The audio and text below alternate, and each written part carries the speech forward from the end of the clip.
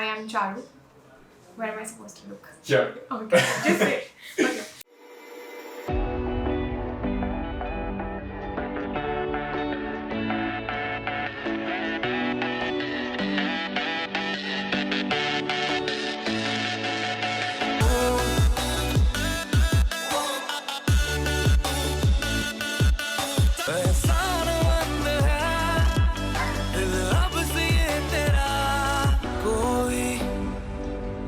जाने ना दूसरा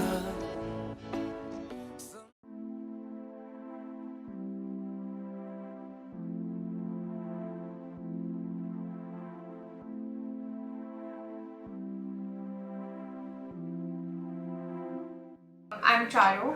I'm 26 years old. Right now I work in Bangalore, but if I have to tell you something about myself, I'm from Jammu and Kashmir. I don't know if you know much about Indian geography or where Jammu is.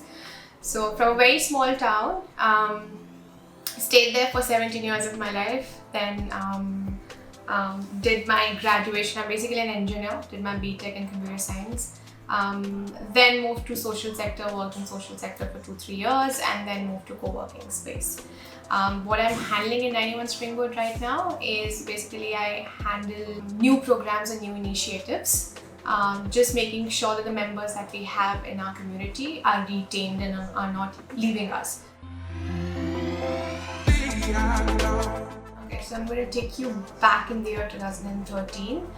So this company was actually founded by Varun Chawla, and then obviously he couldn't do it alone. So he roped in Anand Vemuri. So basically they're friends, they're childhood friends, they were school buddies. It started with an incubator. They wanted to have an accelerator because both of them were entrepreneurs and they did struggle with a lot of mentoring and raising funds. Then eventually within a year, the third founder, which is his name is Pranay Gupta. He was heading IIM Ahmedabad incubator at that point of time. He was roped in, and then 3 of them started their first co-working space in Mohal Estate. So that was the idea, that was their brainchild of, they just wanted to help the startup ecosystem because what they struggled with when they were opening their startup, they didn't want others to face the same thing. And yeah, then we kept on launching one hub or the other, and now we're at 29 in 9 different cities. Yeah.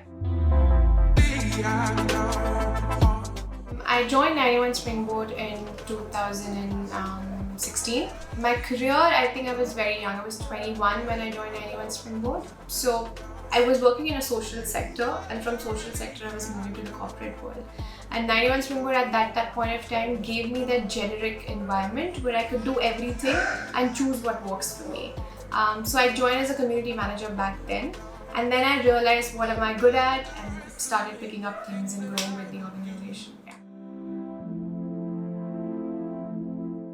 A community manager is basically a relationship manager. So if you know about co-working space, basically it's a plug-and-play service where people come and work out of our space. So if I have to talk about the place where we are sitting right now, we call it a hub. There are 100 companies working out of this space. So how these 100 companies are divided into community managers. Basically, the ratio is 150:1. So to every 150 member, there will be one CM. So starting from their onboarding to the co-working and making sure that they are happy and retaining them, doing the day-to-day operational work for the members, it's a community manager's role. We started doing these interviews with our members and we realized why members are staying with us. There were 3 factors. The first one was learning, yes, because there is enough learning opportunity that they get. We can do a lot of workshops, and these workshops can be tech related, management related, behavior related, mentoring sessions, so one-on-one mentoring sessions. The second was fun and the vibrancy, because 50% of your work life is something you spend in office and you don't want it to be boring. Space is very vibrant, something or the other keeps on happening every other day, so they're excited to come to office. And the third was collaboration, so you just don't want to keep on learning, or you just don't want to keep having fun. When you're doing a business, you want to collaborate so that it grows. We have so many people and so many brilliant minds working out of our space.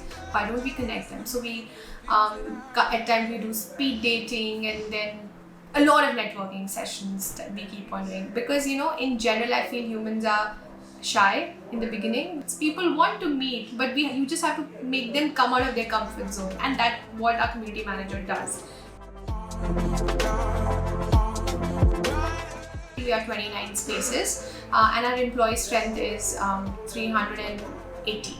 Yeah, we do. So if I have to give you a number, pan-India, we do around 300 events a month.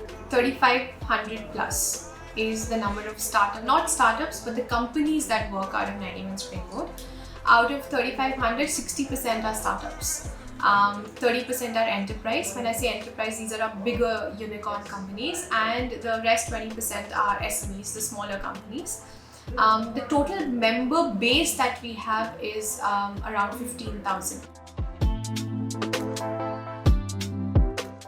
91 Springwood is profitable. We tend to say that any hub breaks even when the capacity is 60%.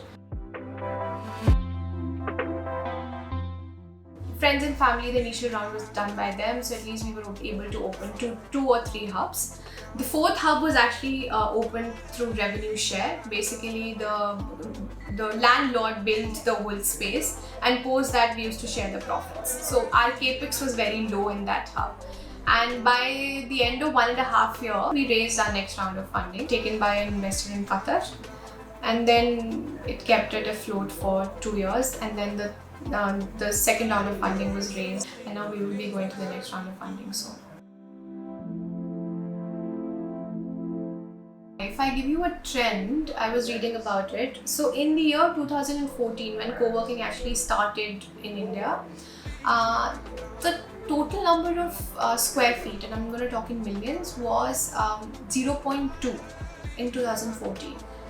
And now in 2020, the total number of square feet area occupied by the co-working industry, it has risen from 0.2 to 23%, which is a huge number. It will keep on expanding because even companies, they realize their product is something else, and they actually waste a lot of money in having an admin department and facility department. They should focus on their core and let these co-working space run the business, because this is our core, right? Now the second question where you're saying, Charu, do you see it merging in the future? Yes, might, because there can't be too many players in the same industry. It's always a better option to just acquire them, take their space and renovate and run your business. I think from the past, I would say 5-6 years, we have seen this revolution in the startup industry, and the policies that the government has made is helping the startup ecosystem.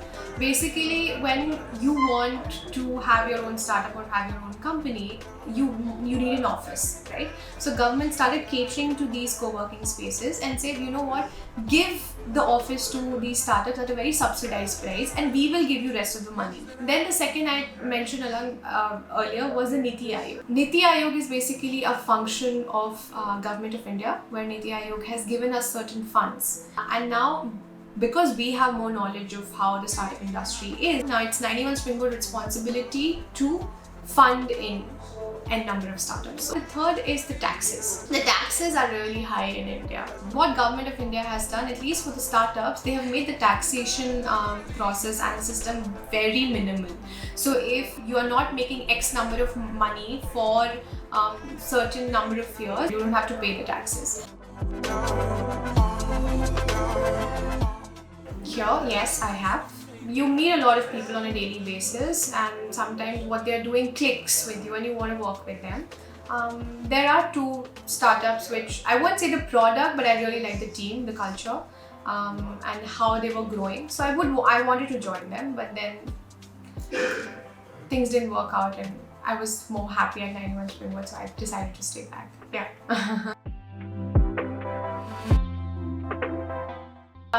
I won't go outside. I would look for someone in India. I think Ratan Tata.